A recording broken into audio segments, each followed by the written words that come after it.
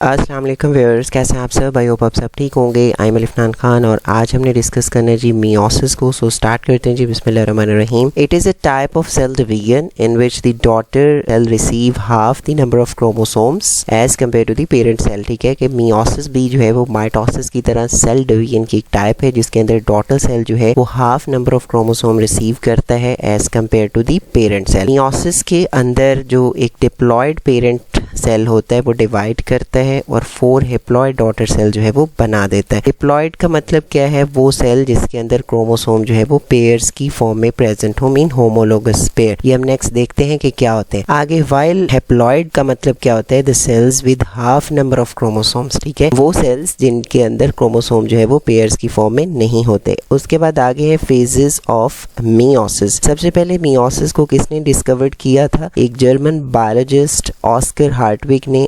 1876 में। मियोसिस जो है वो कंसिस्ट ऑफ 2 डिवीजन। इसके अंदर 2 डिवीजन होती हैं। पहली है मियोसिस 1 और दूसरी है मियोसिस 2। पहले हम मियोसिस 1 को देख लेते हैं। मियोसिस 1 के अंदर क्या होता है? होमोलोगस क्रोमोसोम जो है एक डिप्लॉयड सेल के अंदर सेपरेट करते हैं और 2 हैप्लॉयड डॉटर सेल्स बना देते हैं। मियोसिस 1 आगे सब डिवाइडेड है into prophase 1, metaphase 1, anaphase 1 and telophase 1 के अंदर। प्रोफेज 1 को पहले हम जो है देख लेते हैं। इस फेज के अंदर क्या होता है? During this stage chromatin condense करता है और क्रोमोसोम की शेप ले लेता है। हर क्रोमोसोम के पास 2 सिस्टर क्रोमेटिड्स प्रेजेंट हैं क्योंकि डीएनए ऑलरेडी रेप्लिकेट हो चुका है बिफोर द मियोसिस। उसके बाद होमोलोगस क्रोमोसोम क्या करते हैं? एक दूसरे के करीब आते हैं और ये पेयर हो जाते हैं एक प्रोसेस के थ्रू जिसको साइनेप्सिस बोलते हैं। Each pair of homologous chromosome को क्या बोलते हैं? टेट्राड बोलते हैं। अब जो नॉन सिस्टर क्रोमेटिड्स हैं होमोलोगस क्रोमोसोम के, वो जिप होते हैं आपस में और एक एक्स शेप स्ट्रक्चर बनाते हैं जिसको क्यासमेटा बोलते हैं। अब हर क्यासमेटा जो है बेसिकली ये एक साइट है फॉर द क्रॉसिंग ओवर के यहाँ पे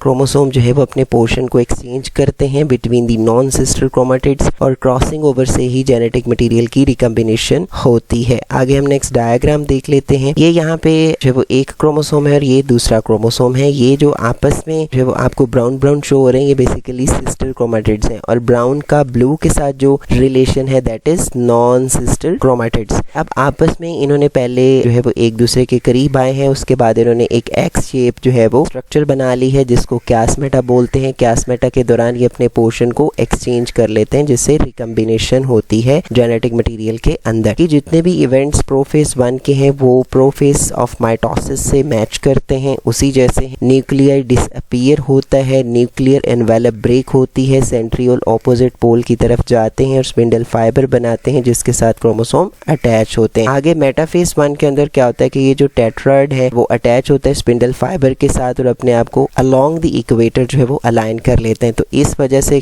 क्या होता है? मेटाफेज प्लेट बन जाती है। In the metaphase plate of meiosis 1 जो 2 स्पिंडल फाइबर दोनों पोल से आ रहे हैं वो अटैच होते हैं एक पेयर के साथ। ठीक है, एक पेयर जो है होमोलोगस क्रोमोसोम का उसके साथ वो अटैच होते हैं। आगे एनाफेज 1 के अंदर क्या होता है कि हर जो स्पिंडल फाइबर एक सिंगल क्रोमोसोम के साथ अटैच है वो उसको पुल करता है टुवर्ड्स द पोल। ठीक है, अपने पोल की तरफ उसको पुल करता है। इस वजह से क्या होता है कि जो पेयर्ड क्रोमोसोम्स हैं वो सेपरेट हो जाते हैं। एक क्रोमोसोम एक पेयर का पुल हो जाता है टुवर्ड 1 पोल। ठीक है, एक क्रोमोसोम एक पेयर का एक पोल की तरफ चला जाता है और दूसरा जो है वो दूसरे ऑपोजिट पोल की तरफ चला जाता है। सो इस वजह से क्या होता है कि 2 हैप्लॉयड सेट जो है वो क्रोमोसोम्स के बन जाते हैं और ईच क्रोमोसोम के पास अभी भी 2 सिस्टर क्रोमेटिड जो है वो प्रेजेंट है। आगे टेलोफेज 1 के अंदर क्या होता है कि स्पिंडल डिसअपीयर हो जाते हैं, न्यू न्यूक्लियर एनवेलप बनती है around each haploid set, nucleolus दोबारा से बनता है। टेलोफेज 1 के दौरान क्रोमोसोम अनकॉइल हो जाते हैं, क्रोमेटिन में साइटोकाइनेसिस होती है तो 2 डॉटर सेल्स जो है वो बन जाते हैं। नेक्स्ट हम इसकी डायग्राम देख लेते हैं। यहाँ पे आप देखें कि प्रोफेज 1 के दौरान क्या हुआ है, स्पिंडल फाइबर बनना स्टार्ट हो गए थे। ठीक है, उसके बाद ये देखें इनकी ये क्रॉसिंग ओवर थी। ठीक है, ये भी हमने देख ली। उसके बाद मेटाफेज 1 के दौरान ये सेंटर में अलाइन करते हैं। एनाफेज 1 के दौरान जो होमोलोगस पेयर का एक क्रोमोसोम है वो एक पोल की तरफ चला जाता है और दूसरा दूसरे पोल की तरफ चला जाता है। टेलोफेज 1 के दौरान क्या होता है? दोबारा से न्यूक्लियर एनवेलप बनती है, 2 डॉटर सेल जो है वो बन जाते हैं आफ्टर दी साइटोकाइनेसिस। आगे है मियोसिस 2। मियोसिस 2 जो है वो क्लोजली रिजेंबल करती है माइटोसिस के साथ और इसमें भी 4 फेजेस होती हैं, prophase 2, metaphase 2, anaphase 2 and telophase 2। Prophase 2 के दौरान क्या होता है? ये सारे बेसिकली एक जैसे ही हैं। ठीक है, जस्ट आपको अंडरस्टैंड करने की जरूरत है, बाकी ये याद करना मुश्किल नहीं है। प्रोफेज 2 के दौरान क्या होता है, दोबारा से न्यूक्लियर एनवेलप जो है वो डिसअपीयर होती है, न्यूक्लियर भी डिसअपीयर हो जाते हैं, क्रोमेटिन दोबारा से कंडेंस करते हैं, सेंट्रियोल पोल्स की तरफ जाते हैं, स्पिंडल फाइबर बना देते हैं। मेटाफेज 2 के दौरान क्या होता है, स्पिंडल फाइबर अटैच करते हैं काइनेटोकोर ऑफ क्रोमोसोम के साथ और उनको इक्वेटर पे अलाइन कर देते हैं। एनाफेज 2 के दौरान क्या होता है, स्पिंडल फाइबर जो है वो पुल करते हैं सिस्टर क्रोमेटिड्स को टुवर्ड्स देयर ऑपोजिट पोल। और फाइनली टेलोफेज 2 के दौरान क्या होता है, क्रोमोसोम अनकॉइल हो जाते हैं into chromatin, nuclear envelope nucleolus दोबारा से बनते हैं, साइटोकाइनेसिस होती है जिससे क्या होता है कि 4 डॉटर सेल्स जो है वो बन जाते हैं जिनके अंदर हाफ नंबर ऑफ क्रोमोसोम जो है वो प्रेजेंट है। उसके बाद आगे हम डायग्राम देख लेते हैं। ठीक है, यहाँ तक हमने देखा था कि आफ्टर दी मियोसिस 1 जो है वो 2 डॉटर सेल बन गए थे जिनके अंदर हाफ नंबर ऑफ क्रोमोसोम थे। अब इन्होंने मियोसिस 2 से जो है वो मूव करना है, तो पहले प्रोफेज 2 आएगी, ठीक है, जहाँ पे स्पिंडल फाइबर बनेंगे, ठीक है। फिर देन मेटाफेज 2 के दौरान क्या होगा कि इनको सेंटर में अलाइन किया जाएगा। मेटाफेज 2 के बाद जो है वो एनाफेज के दौरान ये सिस्टर क्रोमेटिड जो है वो एक दूसरे से अलहदा हो जाएंगे और टेलोफेज 2 के दौरान ये दोबारा से इनके जो है वो इर्द गिर्द न्यूक्लियर एनवेलप बनना स्टार्ट होगी और आफ्टर साइटोकाइनेसिस जो है वो 4 डॉटर सेल जो है वो बन जाएंगे, 2 इस तरफ और 2 इस तरफ। सो यहाँ तक आज के लिए काफ़ी है। नेक्स्ट टाइम इंशाल्लाह अगले लेक्चर में सिग्निफिकेंस ऑफ मियोसिस को डिस्कस करेंगे। So thank you so much for watching. Allah हाफिज़।